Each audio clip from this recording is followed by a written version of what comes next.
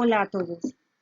Vamos a empezar a hablar de energía solar térmica y nos concentraremos especialmente en los componentes de una instalación solar.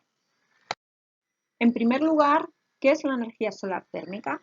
Es el aprovechamiento de la radiación solar para calentar un fluido que circule por el interior de captadores solares térmicos, transformando esa radiación solar en calor.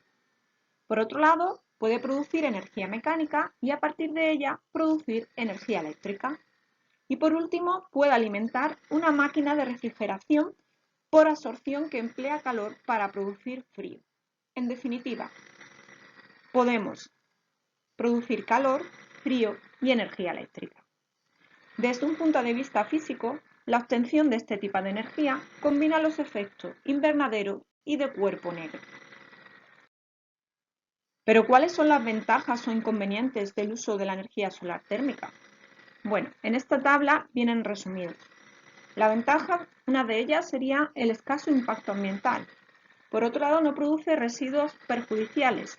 Está distribuida por todo el mundo. Después de la instalación solo habrá costes de mantenimiento. Y, por último, es independiente de las compañías administradoras. Sin embargo, también existe una serie de inconvenientes, como por ejemplo que precisa de sistemas de acumulación que contienen agentes químicos nocivos o bacterias. Por otro lado, puede afectar a los ecosistemas en el caso de grandes instalaciones, así como tener un impacto visual negativo si no se cuida la integración con el entorno.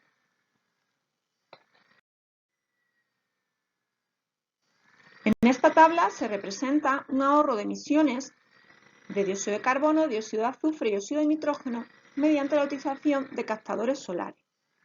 La fuente que ha dado estos datos es la Comunidad Autónoma de Murcia, para que os hagáis una idea de la cantidad que se ahorra de las emisiones de dióxido de carbono, dióxido de azufre, óxido de nitrógeno por megavatio hora.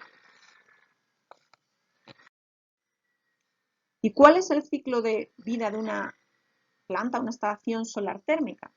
Bueno, para ello tenemos que ver los diferentes pasos que hay a lo largo de este ciclo de vida.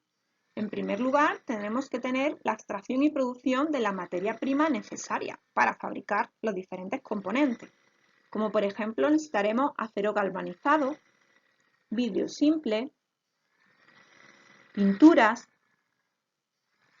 etc. Por otro lado, los distintos componentes que vamos a necesitar, como el colector solar, que será el principal, donde tendremos la superficie absorbedora, la carcasa, la cubierta, un aislamiento necesario para no tener pérdidas de calor. Por otro lado tendremos el depósito, con sus tuberías y las paredes, y así como lo que definimos como la estructura. Tendremos que realizar una serie de soldaduras, montajes, mecanizados, recubrimientos, para finalmente ya tener todo el componente donde se realizará el embalaje, se transportará, se instalará, habrá un coste debido al mantenimiento de ese colector, de esa instalación solar, así como finalmente sería el desmontaje. Esto es lo que se conoce como todo el ciclo de vida de solar térmica, desde la producción de las materias primas necesarias hasta el desmontaje de la instalación. Por lo tanto, la energía consumida para la fabricación de los elementos de la instalación, lo primero de lo que partimos, supone menos del 5% del consumo global. Por otra parte, tenemos las fases de instalación y eliminación de los residuos. Tienen una baja influencia en el consumo final energético. En cuanto al embalaje, una vez que tenemos todo el dispositivo y tenemos que embalarlo, supone el 2,5% del consumo total. El mantenimiento de toda la instalación supone aproximadamente un 11,5%. Por ejemplo, es muy importante el cambio periódico del fluido caloportador. En cuanto a las emisiones de CO2, están en torno a los 650 kilogramos. La mayor parte estará relacionada con la producción de las materias primas, es decir, al principio de todo el ciclo de vida. Una vez alcance el final de su vida útil, la mayoría de los materiales usados en la construcción del sistema pueden ser reciclados, minimizando el impacto ambiental. ¿Y qué tecnologías existen para la obtención de la energía solar térmica? Pues vamos a distinguir varias tecnologías. Primero las clasificaremos en función de la temperatura del fluido caloportador, que podrán ser de baja temperatura, de media temperatura y de alta temperatura. Por otro lado, hay otra clasificación atendiendo al tipo de captación de la radiación solar, si es directa, si es de bajo índice de concentración y si es de alto índice de concentración. Por lo cual vamos a ver a continuación los tipos de instalaciones. En primer lugar, tendremos lo de baja temperatura y captación directa, donde el objetivo será producir agua caliente sanitaria, también utilizado para climatización de piscinas, apoyo a sistemas de calefacción, producción de frío y procesos industriales. Es el más utilizado en el ámbito, es el utilizado en el ámbito doméstico. Como podéis ver en la foto de una casa, cada uno en su casa puede utilizar. Temperatura media y bajo índice de concentración. Es aquella con la que se produce energía eléctrica, además de todas las anteriores que he nombrado. Y por otro lado, tendremos la de alta temperatura y alto índice de concentración, que tiene como objetivo principal la producción de energía eléctrica a gran escala, así como la que se utiliza para realizar ensayos científicos, físicos y químicos de materiales, para hacer pruebas de materiales que podrían ser útiles para este tipo de función.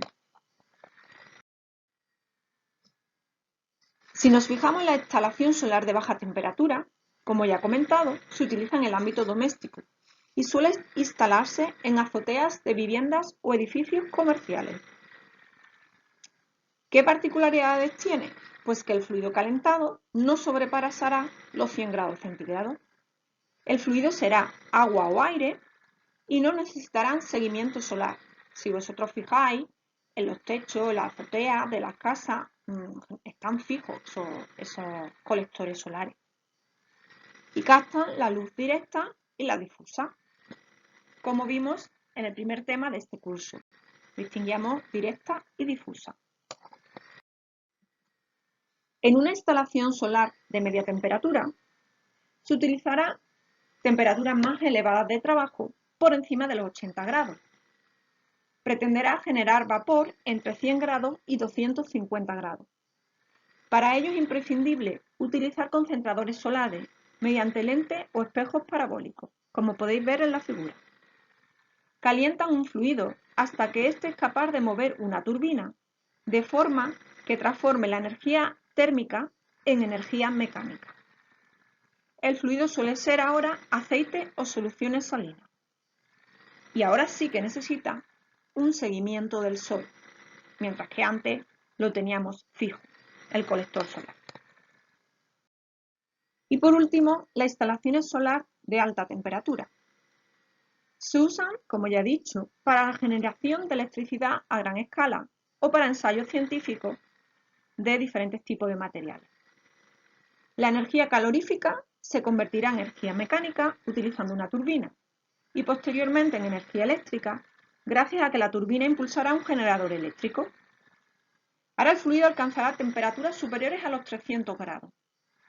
Llega a superar los 2000 grados por medio de un gran número de espejos enfocados hacia un mismo punto con el fin de calentar el fluido hasta convertirlo en vapor, como podéis ver en la figura.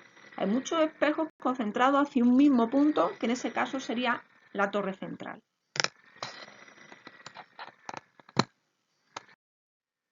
Aquí se representan los diferentes tipos de instalaciones en distintos esquemas y fotos reales. Tendremos el sistema de receptor central o torre, los discos parabólicos Stirling y también tendremos captadores cilindros parabólicos y captadores Fresnel, que veremos a continuación.